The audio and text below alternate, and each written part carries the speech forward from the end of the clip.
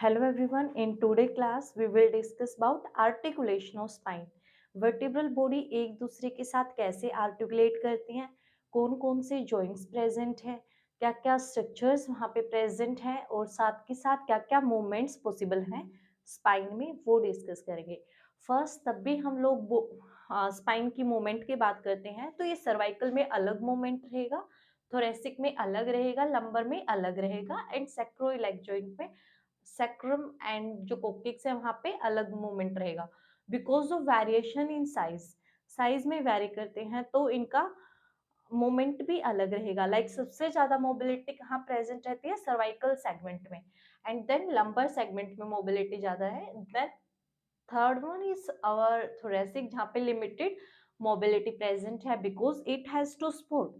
किसको सपोर्ट कर रहा है, वो थोरेसिक कैविटी को। यहाँ पे वाइटल ऑर्गन्स जो प्रेजेंट है उनको एक प्रोटेक्शन प्रोवाइड और एक शील्ड प्रोवाइड करके रखता है, इसलिए थोरेसिक में लिमिटेड मूवमेंट्स हैं। अभी कर्व है, कर्व भी वेरी करता है। सर्वाइकल में एंटीरियर कॉन्वेक्सिटी प्रेजेंट है, सिमिलर लंबर रीजन में भी एंटीरियर कॉन्वेक्सिटी प्रेजेंट रहती है।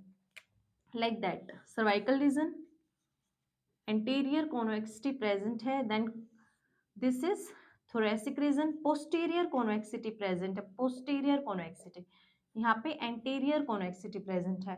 then lumbar, यहाँ पे lumbar में भी कौन सी convexity present है, anterior convexity। अभी जो cervical है that one is secondary curve and जो lumbar है that one is secondary curve।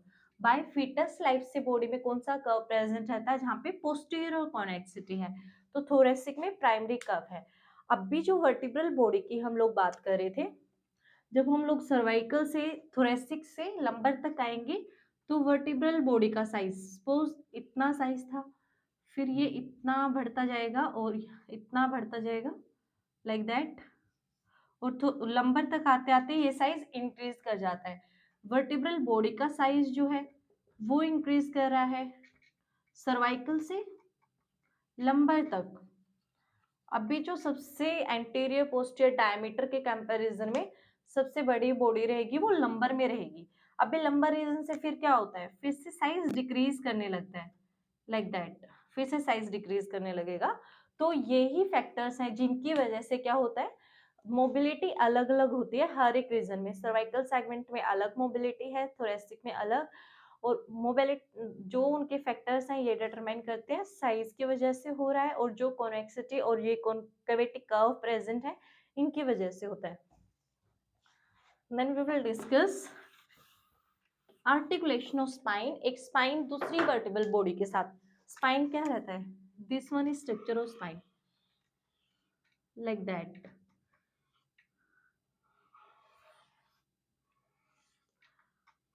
अभी वर्टिब्रल बॉडी में क्या क्या स्ट्रक्चर्स प्रेजेंट है, this is vertebral body and this is transverse process and this is spinous process. अभी total कितनी vertebral bodies present है, 33। अब ये एक दूसरे के साथ कैसे आर्टिकुलेट करेंगी, एक बॉडी दूसरी वर्टिब्रल बॉडी के साथ कैसे एक जॉइंट फॉर्म करेगी वो डिस्कस करेंगे। तो फर्स्ट यहाँ पे कौन कौन से जॉइंट बनते हैं, inter body joint, inter body joint, and second one is zygapophyseal joint, zygapophyseal joint. ये जो पार्ट है this one is vertebral body, और जो ये जो पोर्शन रहता है that is posterior element, posterior element of vertebral body. अब भी जो सपोज हम लोग अगर फ्रंटल व्यू से एक वर्टिब्रल बॉडी को देखते हैं तो कैसी अपीयर होती है, लाइक दैट, ऐसे ही वर्टिब्रल बॉडीज प्रेजेंट रहती हैं लाइक दिस। और बीच में यहाँ पे क्या प्रेजेंट रहता है, that is vertebral disc present रहते हैं। यहाँ पे vertebral body and that is vertebral disc present है। अभी इंटर बॉडी जॉइंट इन्हीं को बोला जाता है, दो वर्टिब्रल बॉडीज के बीच में जो जॉइंट प्रेजेंट है that is vertebral body. Suppose this is our T1, T2, T3 and then T4। अभी जो एक वर्टिब्रल बॉडी है वो दो बॉडीज के साथ जॉइंट बनाती है। सपोज T2 की अगर हम लोग बात करें वो T1 के साथ भी जॉइंट बनाती है एंड T3 के साथ भी। इट मींस जो ये एडजेसेंट वर्टिब्रल बॉडीज के साथ क्या फॉर्म करती हैं, जॉइंट्स फॉर्म करती हैं एडजेसेंट वर्टिब्रल के साथ।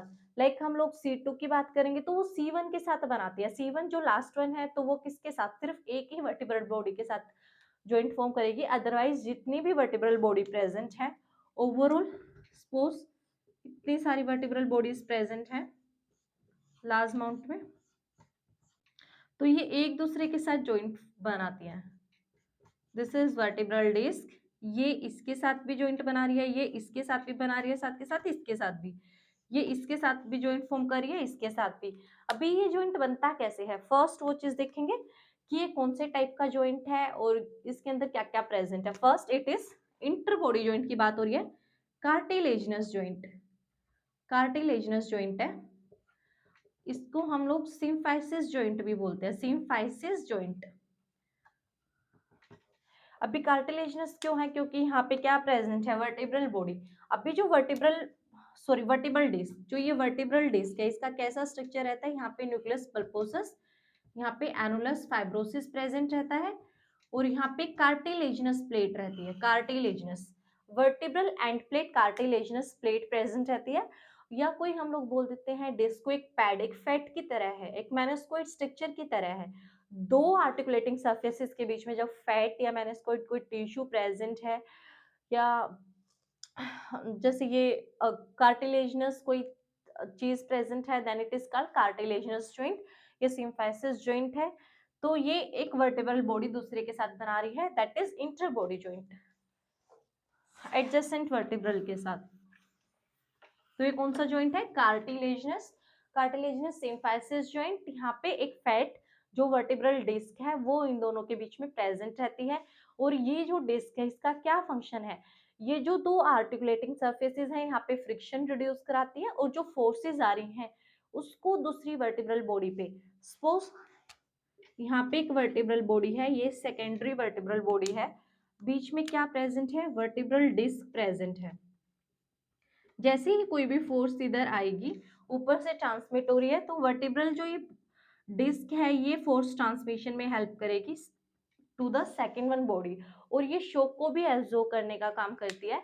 दो आर्टिकुलेटिंग सरफेसेस के बीच में है, दो हार्ड सरफेसेस के बीच में है, तो ये क्या भी प्रोवाइड करती है, फंक्शनल फ्रिक्शन को रिड्यूस कराने में हेल्प करती है, फ्रिक्शन रिड्यूस में, और प्रोटेक्ट करके रखती है आर्टिकुलेटिंग सरफेस में, एनहांस मोबिलिटी, मोबिलिटी को भी एनहांस कराती है।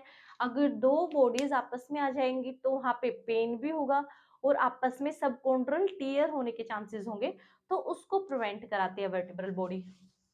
Then we will discuss about movement of inter body joints, movement of inter body joint, क्या क्या मूवमेंट्स यहाँ पे पॉसिबल हैं। अभी यहाँ पे 6 डिग्री ऑफ फ्रीडम अवेलेबल है, 6 degree of freedom, freedom available है। क्या क्या मूवमेंट्स पॉसिबल हो सकते हैं, anterior translation, first translatory movements की बात करेंगे। ट्रांसलेशन में क्या क्या पॉसिबल है, anterior translation and posterior translation, then lateral translation and medial translation. Then यहाँ पे ये एंटीरियर ट्रांसलेशन हुआ, that is posterior translation, that is sideways जा रहे हैं, दैट इज लेटरल ट्रांसलेशन, और उसी पोजीशन से बीच में आ रहे हैं, that is medial translation. Then axial rotation,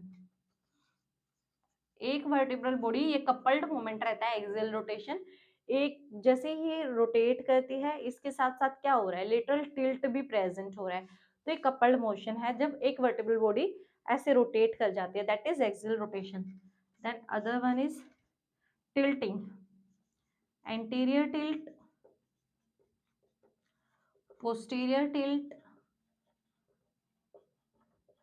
then distraction forces लगती हैं, lateral tilt, anterior tilt present है, देन लेटरल टिल्ट प्रेजेंट है, लेटरल टिल्ट कितना हो गया, 1 2 3 4 5 6 7 8, इतने सारे मूवमेंट्स यहाँ पे पॉसिबल है। और एक रहता है distraction forces and compression forces, distraction and compression, ये सब कुछ हम लोग स्टडी करेंगे कैसे ये मूवमेंट्स पॉसिबल हैं, that is anterior and posterior translation. Suppose this two over vertebral body, दो वर्टिब्रल बॉडीज हैं। ट्रांसलेटरी में क्या रहता है,